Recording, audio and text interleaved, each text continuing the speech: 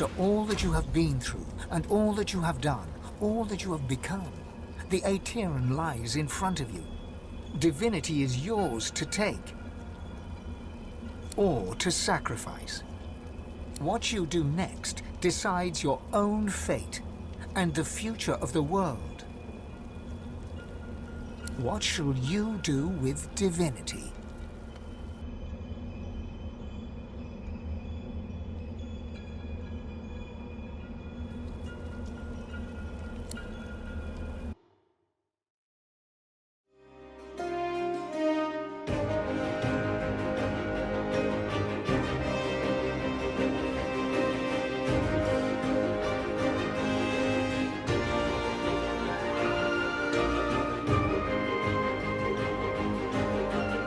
So it ended.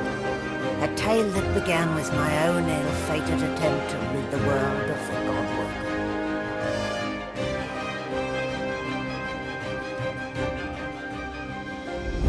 The Eternals reclaimed the world. Dwarves, elves, lizards, and humans all became slaves, ruled over by the Sworn and the Eternals.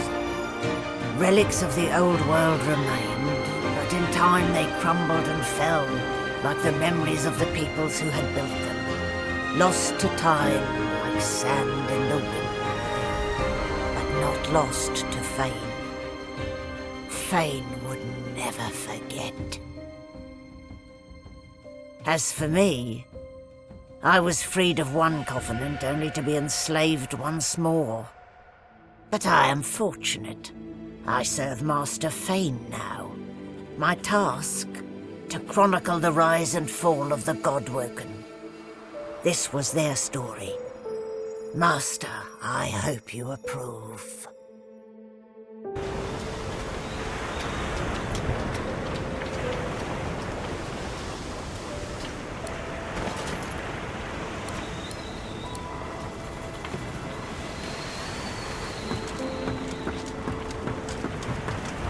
The world as we know it will soon come to an end, and welcome an undead wasteland in its stead.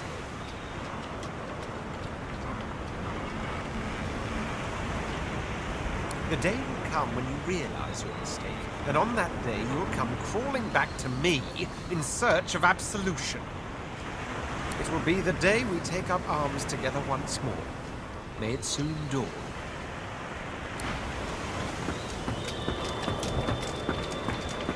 Malady stands tall and proud, sunlight sparkling off her mask. From here she looks almost angelic. Well, here we are again. You, me, and the ship I've saved from ruin for your personal benefit. I'd say you owe me. But why stay beyond this? Get an eyeful. I expect it's the last we'll see of each other for some time. It isn't going to be easy cleaning up this mess you've made. It might not even be possible. I don't know how I could have been so wrong about you. I'm never wrong. The same way I do everything, of course. Demonic guile. Good thing I didn't do it just for you. What a waste that would have been. Why bother being right when you can be a god? You'll see, you little so-and-so. This isn't over. Until we meet again, all the best to you.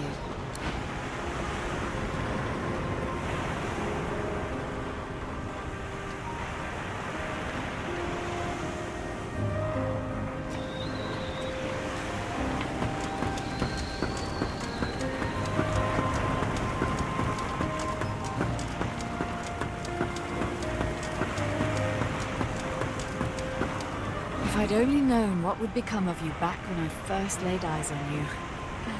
This is a curious world we live in. Her eyes flick down to your mouth. She smiles coyly, then slinks forward to kiss you. Her mouth meets yours and devours you with predatory abandon. Somewhere in the recesses of your mind, you think you hear her voice sigh, "Mine." But then the kiss ends. Something to remember me by, darling.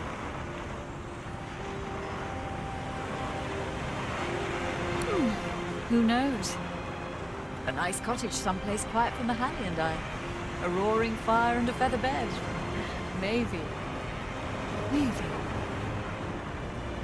But a girl needs some fun, doesn't she? Reform my ways.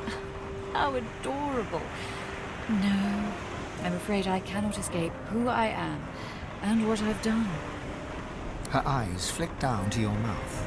She smiles coyly, then slinks forward to kiss you. Her mouth meets yours and devours you with predatory abandon. Something to remember me by, darling.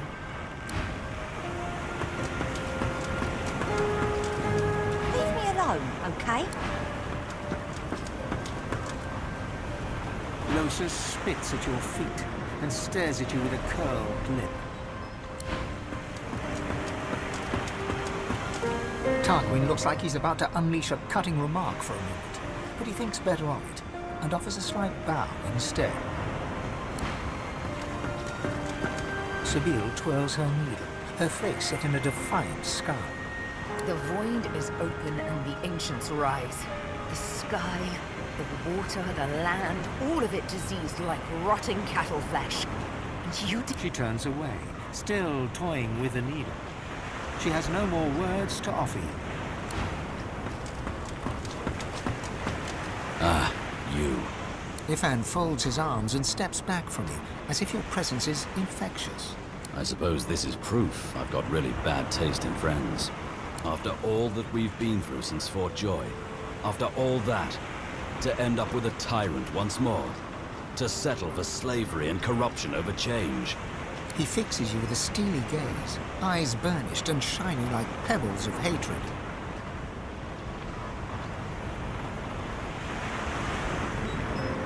You're a fool.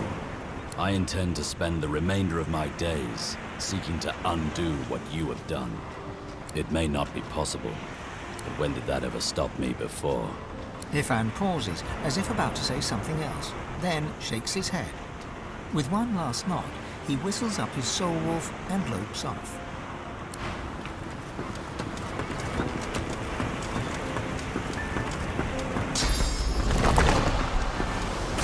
I'll wait but your word, master. As I was called to be, I am yours to command. My will is of no consequence, even as we sail into darkness. And so, as I must, I am at the ready. You look out to the endless beyond. The sun's light plays upon the waves, but you know it is not to last. The sails flutter in the wind, yet you know they are soon to still. And with a start, you realize where you must go next. You speak the command to the Lady Vengeance, and another chapter begins. And what of you? What of you, Feign the Eternal indeed? You were the key to it all. You set right the original wrong.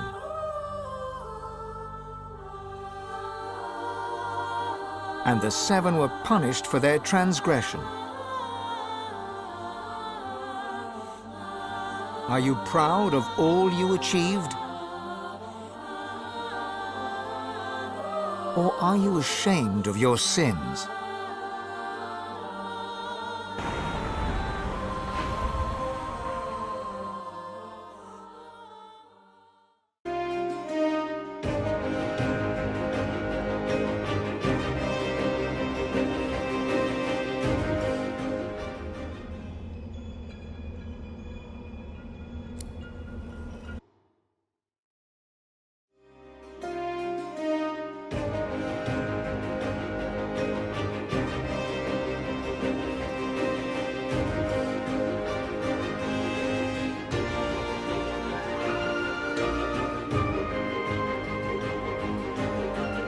So it ended. A tale that began with my own ill-fated attempt to rid the world of the godwoman.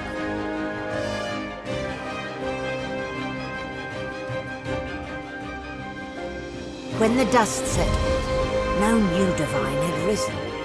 Instead, all source was released into the world for all the people and every creature to share. Everyone was now a sorcerer. And united, the peoples of Rivellion pushed back the God King into the very depths of the void. This ushered in a new golden age of peace and prosperity. But alas, it was not to last. With many greedy for wealth, power and position, the struggle soon began anew. Source, the very language of creation, was used in violence once more. The never-ending contest for power continued.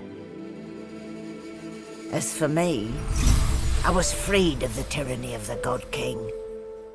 To atone for my sins in this world, I spent the rest of my days taking care of the sick and elderly.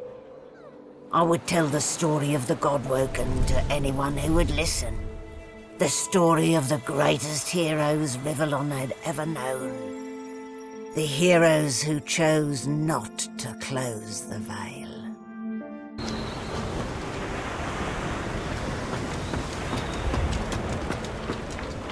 Well, look what the cat dragged in.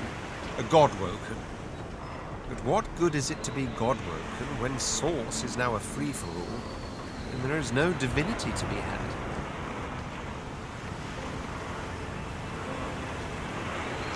Don't fool yourself. In the absence of a master will rise. King, God, there is still power to be had. As long as there is power, there is conflict. Source for all, it is but the dream of an idiot who will soon wake to find his wrists in shackles. In that sense, I suppose I should look upon it all as an opportunity. People crave authority. They'll beg for a sorcerer king like me.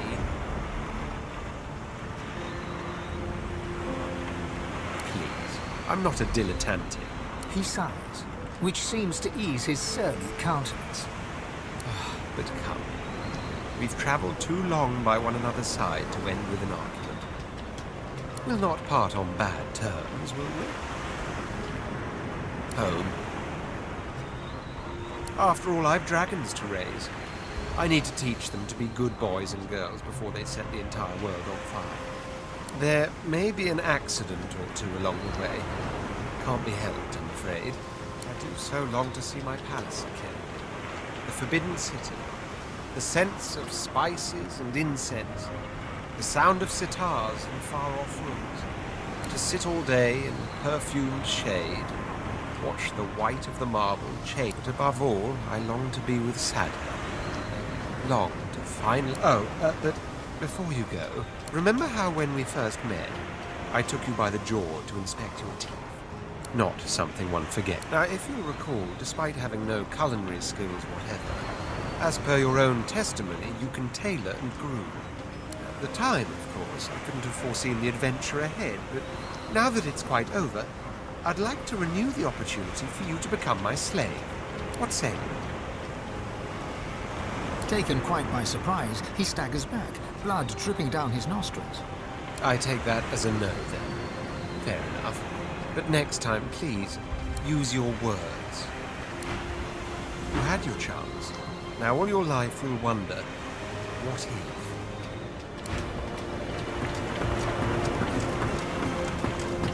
Malady stands tall and proud, sunlight sparkling off her mask.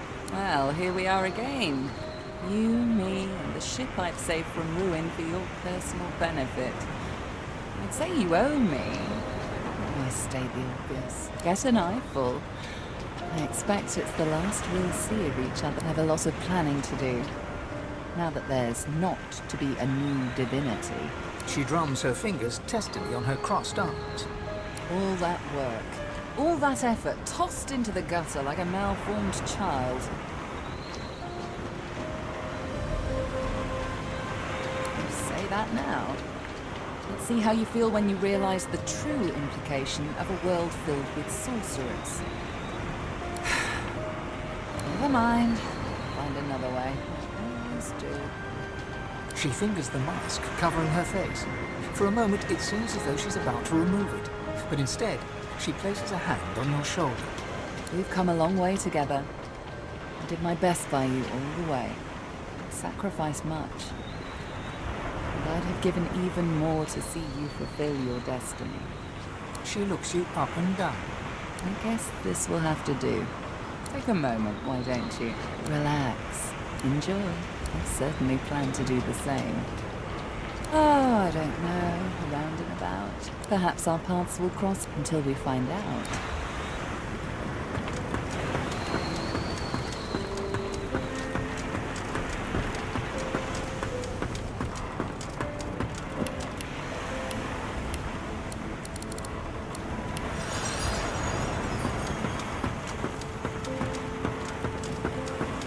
A world full of sorcerers. That's quite a thing. But don't worry, darling. You're still special to me. Who knows? But a girl needs some fun, doesn't she?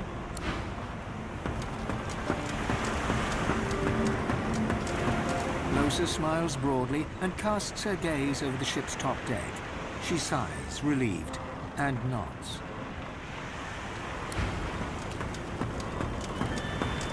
Source of all, eh? Bold move, I'll grant you that. I didn't think anyone considered the little people anymore. I don't know yet. Perhaps peace will reign and all will be equal. Or perhaps you've bestowed great power on undeserving children and turned them loose on each other. Time will tell, I'm sure. That is the question, isn't it? How does one top the greatest feat of necromancy ever conceived? No, of course you wouldn't. It's a riddle. I intend to seek them out. So, here we are, my darling. Sorcerers like everyone else in the realm. A bit boring to be so unexceptional all of a sudden, isn't it? Then again, I suppose they can't fit all of us in Fort Joy.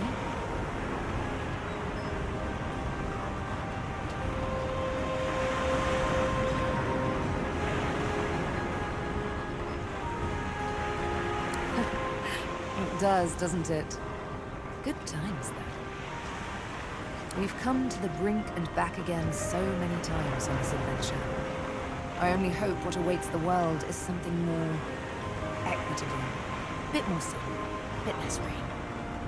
Even though I love the rain. I'll serve my people as best I can. But I won't forget what we shared.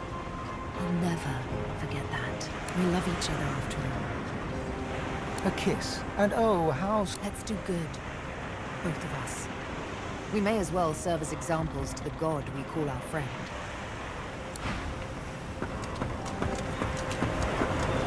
Ifan beams at you, his blood-streaked face more jubilant than you've ever seen it. He reaches out and pulls you into a bear hug, clapping you on the back. We did it. The odds were against us.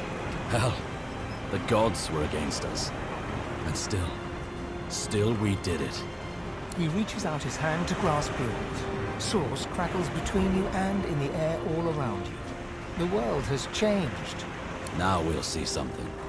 We'll see what happens when everyone can harness their own divinity. Me either. I knew it. From the first time I met you, I knew you were special. And this proves it. With a world full of sorcerers, we should be able to make short work of the Voidwoken.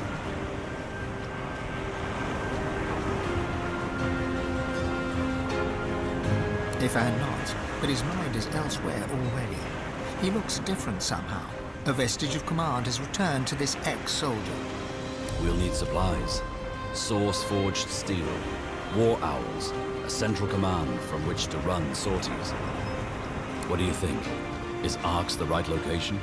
Seeing the look on your face, he laughs and shakes his head. Old habits die hard. But I'm willing to bet these Voidwoken will die harder. With that, Ifan salutes you. He whistles up his soul wolf and strides off to make arrangements, looking from head to toe every bit a leader of men.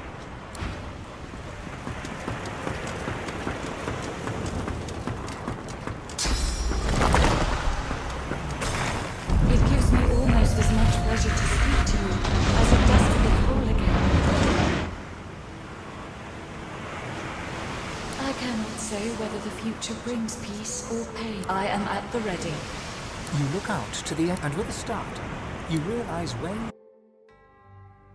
The world was at peace, at least for now.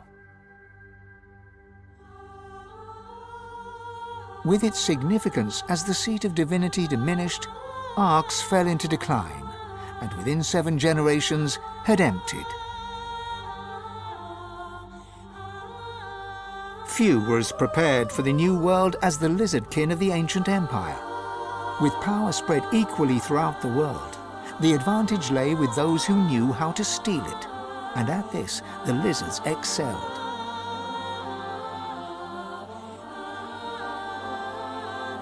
With their queen dead and the Voidwoken gone, the dwarves held the greatest party in the history of dwarfdom. A new king took the throne, the local brewer. 6 days later, he was stabbed to death with a mutton fork.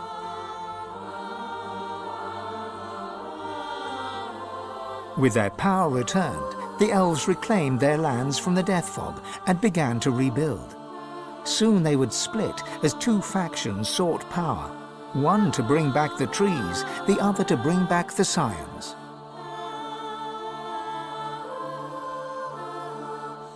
A dwarven joke did the rounds. It ends with the punchline, "So Lucian dropped the death fog on them again."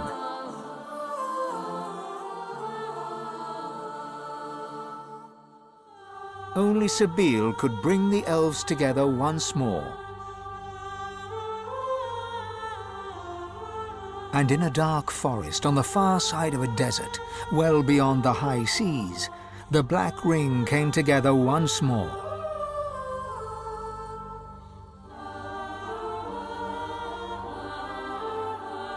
The island of Fort Joy, the old redoute of the Source King Braccus Rex, was turned over to the people of Driftwood to use as they wished.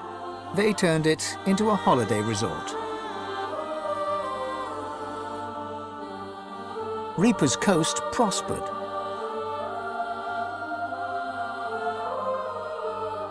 The fisheries returned, and the fertile farmlands produced the greatest harvests the surviving farmers had ever seen.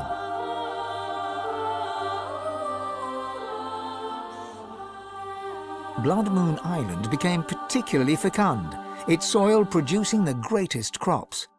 A particularly crimson-fleshed orange grown on the island became a delicacy across half the world.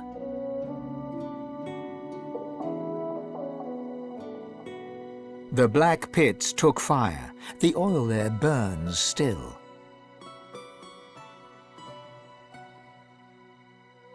Driftwood became a centre of industry, trade, and transport.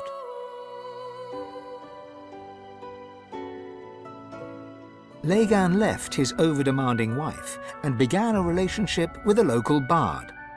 In the spirit of loving generosity, he returned the ring to his now ex-wife. In a fit of rage, she threw it into the sea.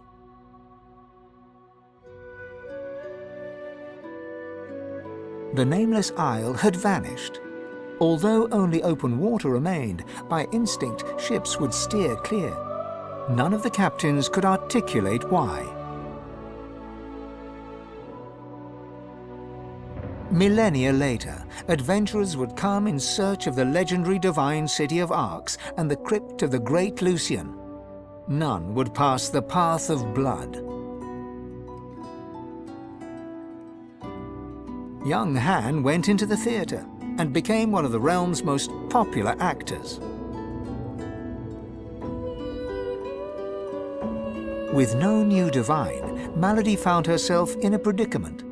She had an important problem to solve, but no ally strong enough to call upon, and so her search continued. Having performed the greatest act of necromancy in history, Tarquin found the new world unchallenging. He became obsessed with rumors of another plane of existence. One day he vanished and was never seen again.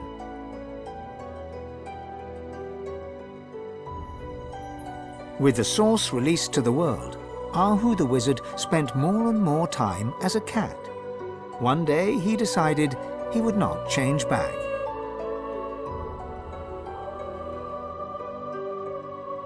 With Amadia silent, the priestess Gratiana left the swamps and re-entered the world. With more undead than ever before, she founded an abbey in the Dragonspine Mountains, offering them shelter from hatred and fear.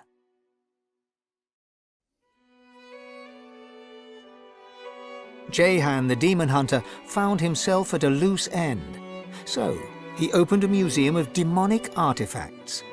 After it burned down, with Jehan inside, witnesses claimed that the flames were the color of blood. As the forests grew anew, and the elves were equals at last, Sahala shared elven knowledge of the source with the world. But some elves disagreed and plotted against her. The mother would have to choose sides. Chief amongst her opponents was Tova, Sahala's own mother.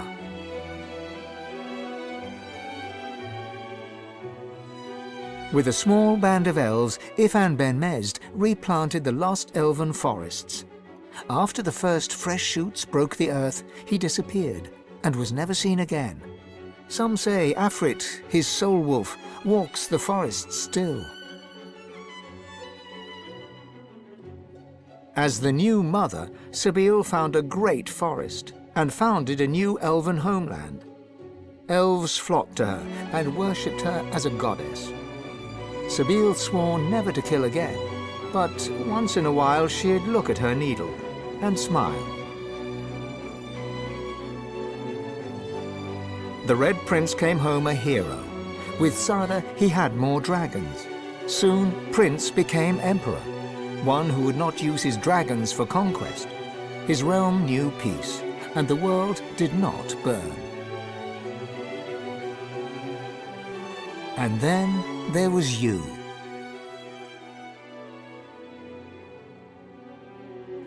You returned to the world a sorcerer among many. Your future was yours to decide. Did you accept your new status with humility? Only you know the truth, you and one other. But of him you are free. The God King no longer calls your name. He no longer whispers your shame.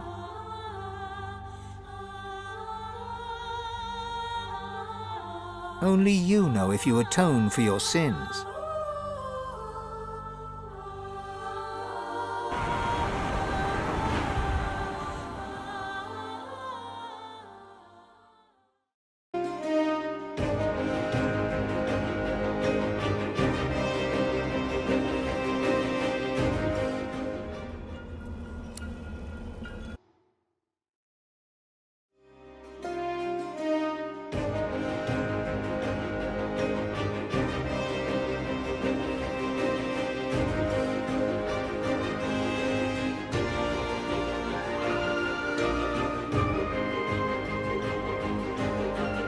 So it ended.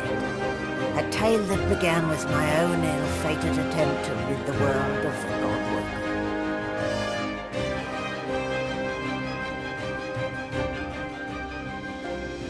A new divine rose, a true heir to the Seven, more powerful than ever, and united Rivellion in its battle against the Void. All across the realm he was loved, worshipped, and adored. Humans, lizards, elves, and dwarves all rallied to his banner. The Great Allegiance stood once more, but the war continued. From the depths of the void, the God King still sought to return. As for me, I was freed of the God King's terrible tyranny. I avoided an eternity of pain and suffering. Now I fight for the other side. Now, I fight for the divine.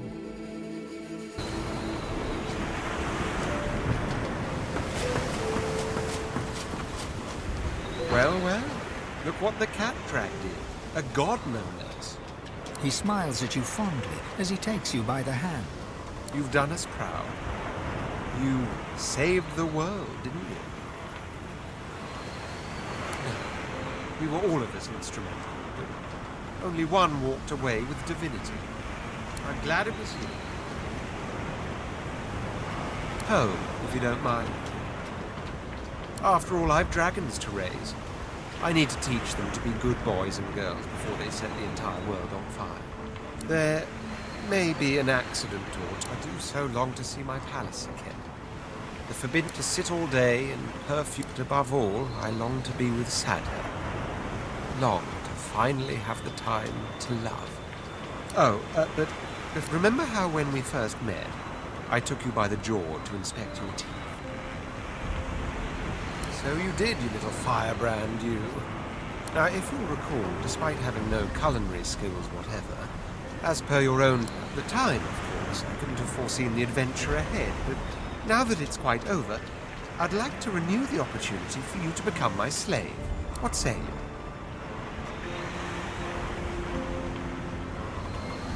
Well, only the best for the Red Prince. Surely you must realize that by now.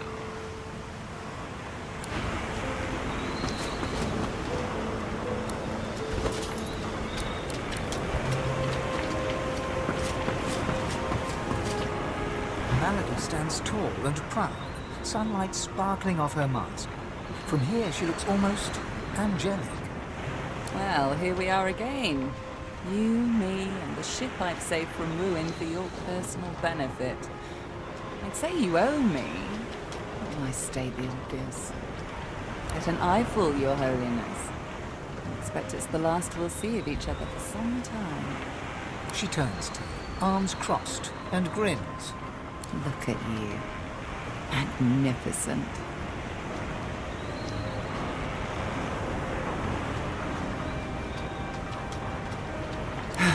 Don't I know it?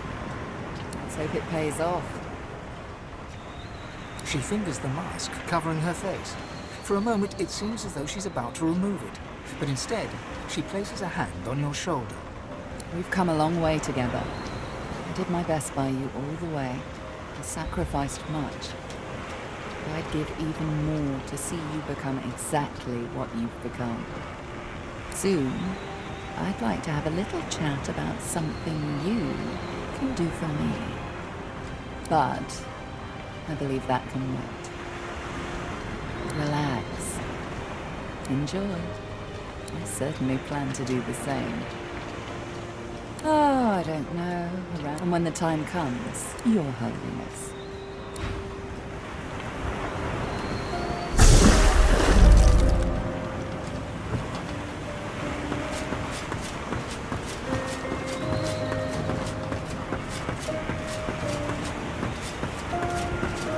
There's nothing interesting now. The future lies above.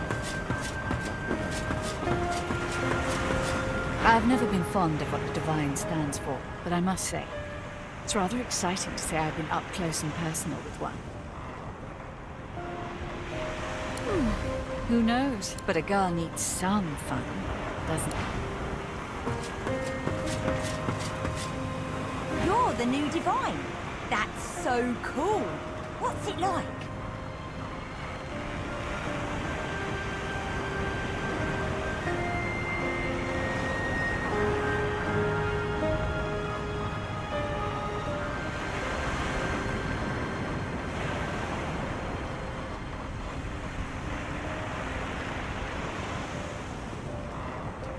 Neat!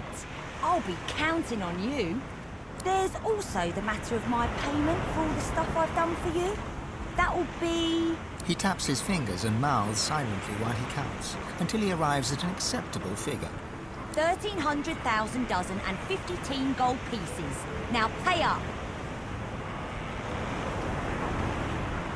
Oh yeah? What's that?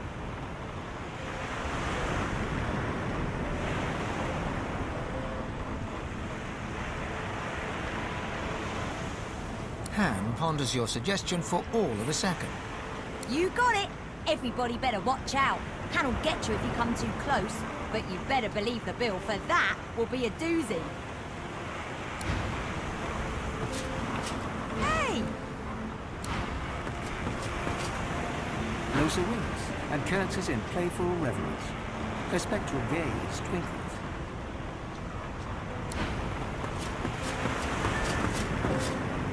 Well, if it isn't the new Divine gracing me with his presence. How honored I am. That is the question, isn't it? No, of course, I intend to seek them out. This Gustafjan seems to guard portals to their realm. And once I've uncovered one, well... Tarquin's smirk wilts into a glance. I didn't come all this way to show deference. Some friendly advice. All who rise are capable of falling. Gods, the divine, anyone.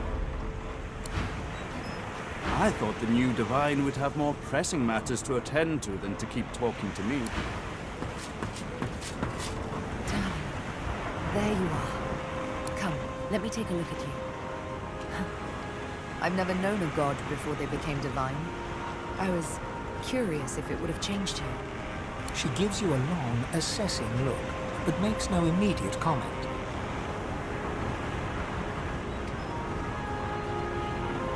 She paces around you like a cat, looking you over. Well, you certainly look the same. But there's something in the air around you. It vibrates ever so slightly. There's magic in it. Power. Don't you feel it?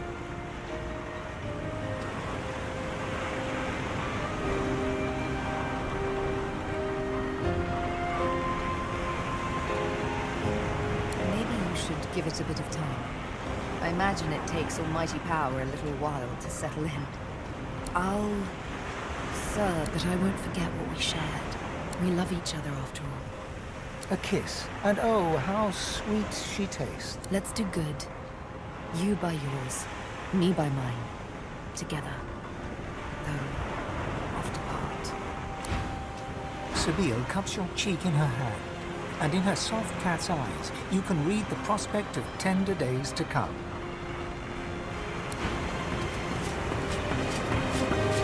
Ifan gives you an appraising glance. Curiosity mingled with an emotion you can't quite put your finger on. Reflected in the mirror of his eyes, you see yourself, majestic, powerful, emanating an aura of purest source. Ifan's lip curls slightly, and he looks away. So, you're it. Our new divine. I truly hope you'll do better than Lucian. Be better.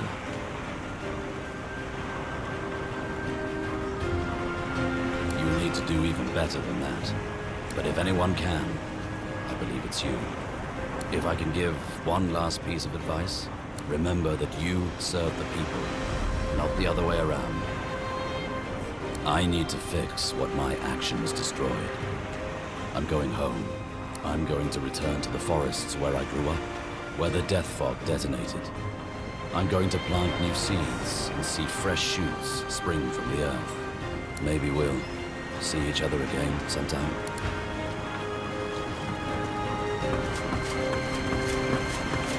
Use it wisely, divine.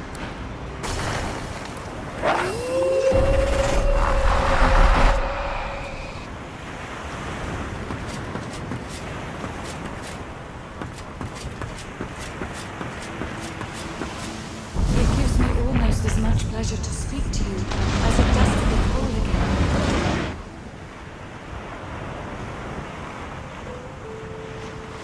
I will always be an ally to those that carry. I am at the ready.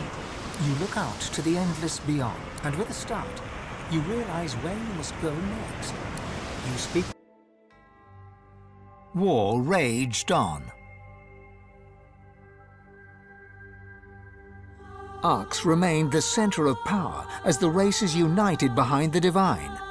But the Voidwoken attacks continued as they did elsewhere. Arx would see many more long years of war.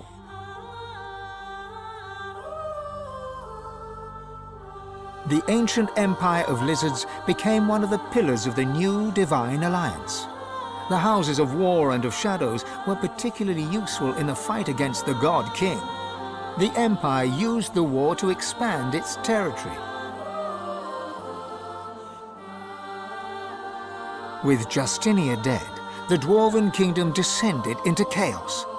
But although they did not join the Divine Alliance, many joined the fight against the Void, and did their people great honor in battle and in death. With Lucian gone, the elves reluctantly rejoined the Divine Alliance. Their place in the war on the Void would entirely depend on the integrity of the new Divine.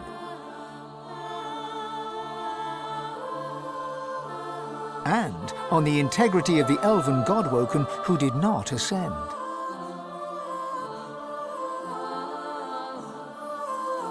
And here and there, across the world, what was left of the Black Ring fought on. The island of Fort Joy remained a sorcerer's paradise, a place of exile for those whose sorcery threatened to bring in the Void. For their well-being, its residents depended entirely on the benevolence of the new Divine.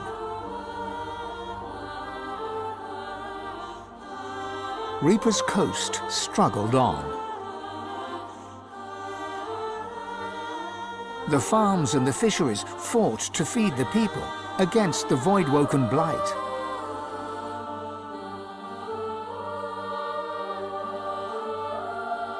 The black pits took fire. The oil there burns still.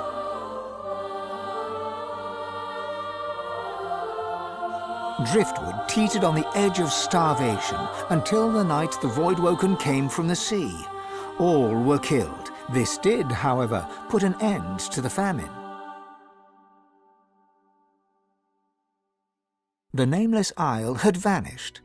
Although only open water remained, by instinct ships would steer clear.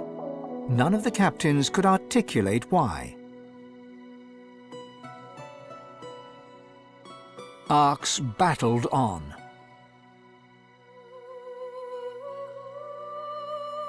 Young Han grew up a warrior and became one of the Alliance's greatest generals. But even he could not win the war. With a new Divine at the helm, Malady had a powerful ally, but she was in no hurry to call in her favor. After all, it might be the last thing she ever did. Having performed the greatest act of necromancy in history, Tarquin found the new world unchallenging. He became obsessed with rumors of another plane of existence.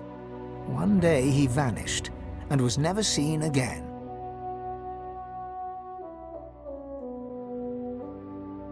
Ahu the Wizard served the new Divine with honor, wisdom, and an at times unnerving feline elegance.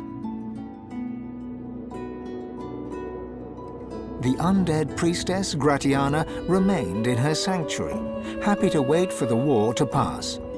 She was troubled only by the silence of her goddess. Jehan the demon hunter never stopped hunting for demons. Sahala sought to strengthen the Elven alliance with the new Divine. Her powers of sight proved useful in the ongoing war against the Void, but she could never be sure that the new Divine trusted her. Tova, her mother, was Sahala's most trusted warrior.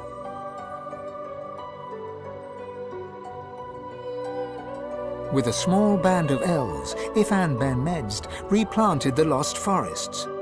After the first fresh shoots broke the earth, Ifan returned to the war, leading the elves in service of the Divine. Some say Afrit, his soul wolf, walks the forest still. As the new mother, Sabine found a great forest and founded a new elven homeland. Elves flocked to her and worshipped her as a goddess. Sabine swore never to kill again, but once in a while she'd look at her needle and smile. On his return to the Empire, the Red Prince was hailed a hero.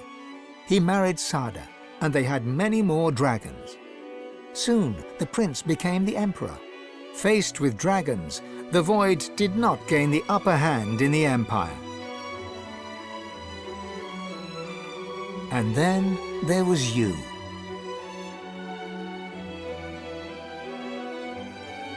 You, Fane, the Eternal Divine. What did you do with your power?